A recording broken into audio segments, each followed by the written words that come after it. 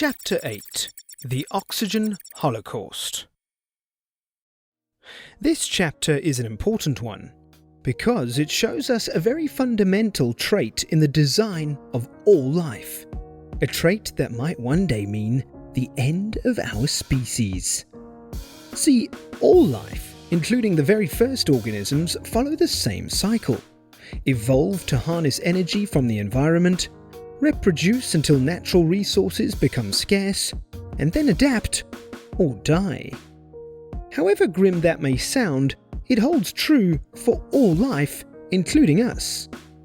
When the early organisms started reaching the population limit that could be supported by energy from underwater vents, some microbes moved upward to the surface and evolved to harness the energy from sunlight. These organisms are known as Cyanobacteria, and they invented photosynthesis. Big History Lesson 2. The lives of these little creatures give us an insight into one of the most profound questions almost every human being has or will ask themselves at some point in time. What is the meaning of life? A question that drives people to destinations that sometimes result in a feeling of peace within oneself and joy to the people around. But more times than it should, it results in death and real suffering to not only oneself, but also to the lives of others. We believe cyanobacteria give us a much better angle on how to approach this very same question.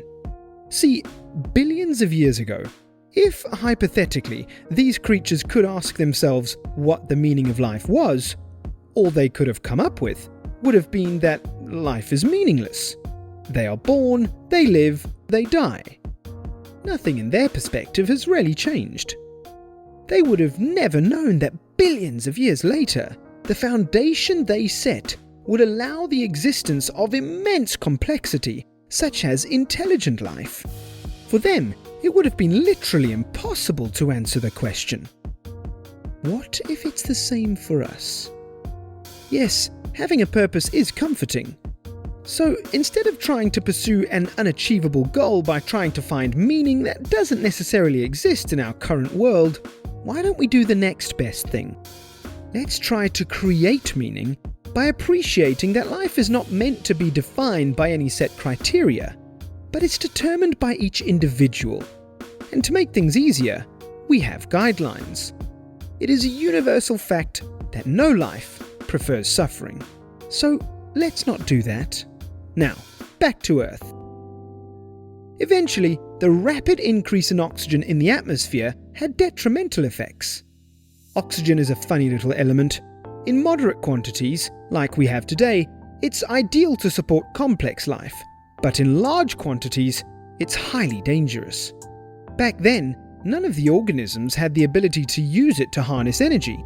So even though the increase in oxygen helped cool the Earth, the flooding killed off almost all other life forms on the planet. This incident is known as the Oxygen Holocaust. In other words, cyanobacteria used their superior abilities to harness natural resources for energy, with no regard for any other life form on the planet. Can you think of another species doing the exact same thing? Yep, us. We are in the middle of another mass extinction of life on the planet, due to the exact same reason.